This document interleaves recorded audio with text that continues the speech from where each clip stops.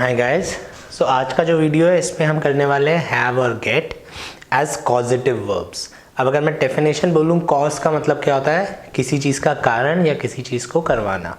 अब आज का जो हमारा चैप्टर है, this is very important for your spoken English, for your spotting errors and जितने भी पेपर्स में, जैसे XY ग्रुप हो गया, CDS हो गया, उसके बाद आपका CPO SI हो गया सेकंड पेपर, जिसमें भी आपका डायरेक्ट को इनडायरेक्ट और इनडायरेक्ट को डायरेक्ट कन्वर्ट करने के लिए क्वेश्चंस आता है कि change this from active to passive, change this from passive to active, जिसमें भी आपको आता है तो ये बहुत इंपॉर्टेंट हो जाता है, राइट। सो सबसे पहले इफ आई आस्क यू कि कॉजेटिव का क्या मतलब होता है? कॉजेटिव का मतलब होता है कुछ कारण, कुछ करवाना, राइट। सो अब इंग्लिश में एक बहुत मेजर प्रॉब्लम है। मैं हिंदी से शुरू करूँगा।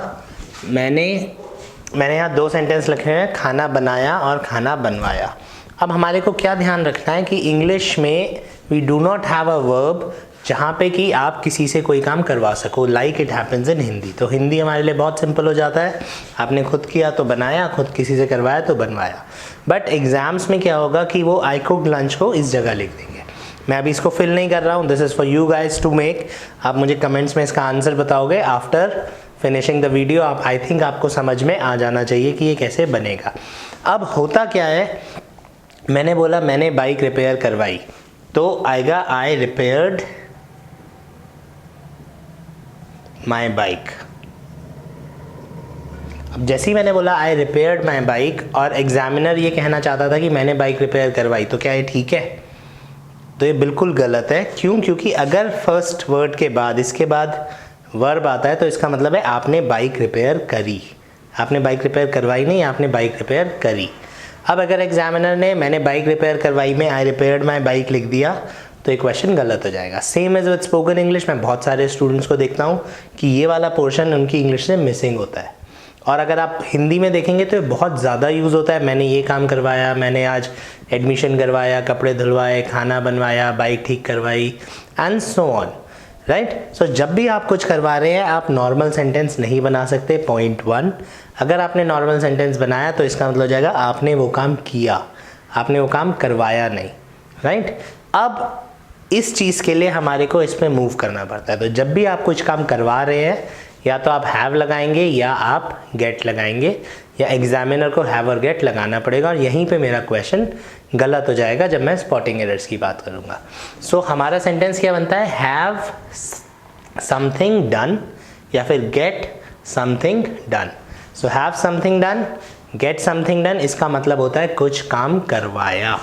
सो अब यहाँ पे समथिंग का मतलब है आपने जो ऑब्जेक्ट है, और डन हमें हमेशा मतलब वर्ब की कौन सी फॉर्म लिखनी पड़ेगी? Third form. तो मैं ये नहीं कह रहा हूँ हमेशा डन आएगा, मैं क्या कह रहा हूँ कि वर्ब हमेशा थर्ड फॉर्म में आएगा।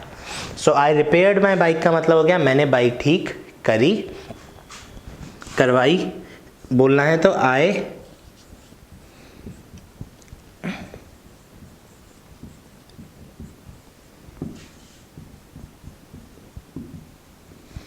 तो जो आदमी काम करवा रहा है वो सबसे शुरू में आ जाएगा। तो मैं काम करवा रहा हूँ तो यहाँ पे आई आ गया। उसके बाद मैंने इसको एज इट इज़ उठा के रख दिया। गेट का गेट आ गया, गेट का मैंने गॉट किया क्योंकि टेंस बदला है, तो गॉट। उसके बाद क्या चीज़ ठीक कराई? बाइक ठीक कराई, माई बाइक। और उसके बाद थर्ड फॉर्म आई रिपेयर्ड। तो स्पॉटिंग एरर्स में क्या होगा? एग्जामिनर लिखेगा आई रिपेयर्ड माई बाइक, आप जल्दी जल्दी में उसको क्वेश्चन सॉल्व करने की कोशिश करेंगे और वो क्वेश्चन हो जाएगा गलत। सो आई रिपेयर्ड माई बाइक का मतलब है मैंने बाइक ठीक करी, आई गॉट माई बाइक रिपेयर्ड का मतलब है बाइक ठीक कराई। अब इसकी जगह एग्जामिनर हैव भी दे सकता है, आई हैव, या पास्ट टेंस ही कर लेते हैं, आई हैड,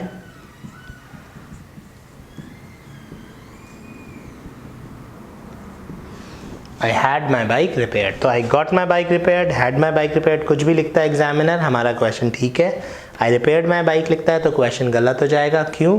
क्योंकि इसका मतलब है आपने खुद से बाइक ठीक करी, इसका मतलब है आपने बाइक ठीक कराई। सो इस सेंटेंस में हमें समझना क्या है कि जब भी आप कुछ काम करवा रहे हैं आपको गेट या हैव लिखना पड़ेगा अगर उसका स्पेसिफिक वर्ब नहीं है, जो कि 99% इंग्लिश में वर्ब्स नहीं होते। इसीलिए इनको हम बोलते हैं कॉजेटिव वर्ब्स। कॉजेटिव का मतलब जो उस चीज़ को कॉज करा रहे हैं, जो उस चीज़ को करा रहे हैं। तो अब इसमें होगा क्या कि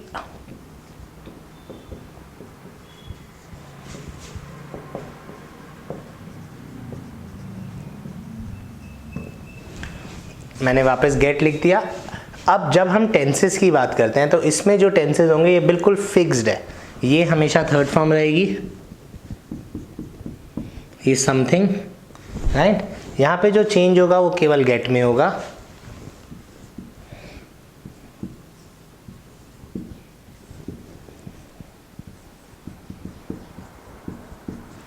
तो I get my bike repaired, मैं बाइक ठीक कराता हूँ, रोज कराता हूँ। आई गॉट माई बाइक रिपेयर्ड, मैंने बाइक ठीक कराई थी। I will get my bike repaired, मैं बाइक ठीक कराऊंगा। इसकी जगह should get, would get, must get कुछ भी आ सकता है, but the change will happen only in the first part. यहाँ पे एग्जामिनर ने कुछ भी चेंज किया, क्वेश्चन गलत।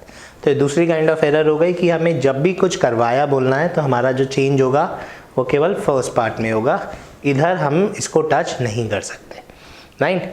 अब फिर रिपीट कर रहा हूँ, स्पोकन इंग्लिश के लिए इंपॉर्टेंट क्यों है, क्योंकि आपके जितने भी क्वेश्चंस ऐसे हैं, मैंने कपड़े धुलवाए, राइट, मैंने खाना बनवाया, मैंने आप लोगों को आपके लिए बोला हुआ है जो आप मुझे आंसर देंगे कमेंट्स में, मैंने बाइक ठीक कराई, मैंने एडमिशन कराया, मैंने ईमेल आईडी बनवाया, मैंने पैसे निकलवाए, पैसे जमा कराए, सब जगह पे या तो गेट आएगा या हैव आएगा, या इसका एक और तरीका होगा जो हम मे बी नेक्स्ट वीडियो में बात करेंगे। तो this is what you guys need to understand. अब इसी की जगह अगर मैं हैव लगाना चाहूँ तो मैं हैव भी लगा सकता हूँ।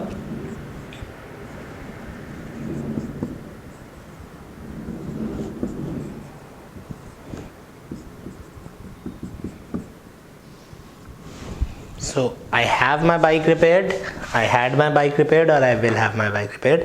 इन दोनों में कोई डिफरेंस नहीं है, एग्जामिनर कभी ये दे देता है कभी ये दे देता है। तो आपको समझना पड़ेगा कि इसके बाद अगर समथिंग डन लिखा हुआ है तो इन दोनों का मीनिंग सेम है, चाहे वो गेट आए चाहे वो हैव आए, राइट। सो फर्स्ट पॉइंट है कि हमें समझना है कि अगर कुछ काम हो रहा है, आप करवा रहे हैं, तो उसमें गेट इट डन या हैव समथिंग डन आएगा ही आएगा।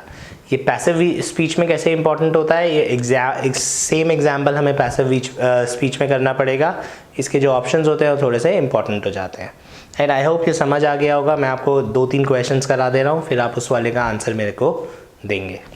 सो आई गेस ये 3 क्वेश्चंस हैं पास्ट ईयर्स के। अब स्पॉटिंग एरर्स के क्वेश्चंस हैं, मैंने इसीलिए उसमें अभी ABCD नहीं किया है कि जस्ट हमें समझ में आ जाए। तो जब हैव समथिंग डन या गेट समथिंग डन होगा तो मैं किसी से काम करवा रहा हूँ, अगर मैंने ये नहीं लिखे तो मैं ये काम खुद कर रहा हूँ। तो अब मैंने 3 सेंटेंस लिखे हैं। द क्लीनर केम, सफाई वाला आया, so I cleaned the house. So I cleaned the house का क्या मतलब हुआ, इसलिए मैंने कमरा साफ़ किया या घर साफ़ किया। तो आप तो घर साफ़ कर नहीं रहे हैं, जब क्लीनर आ गया तो फिर आप क्यों घर साफ़ करेंगे, आप घर साफ़ कराएंगे। तो इसलिए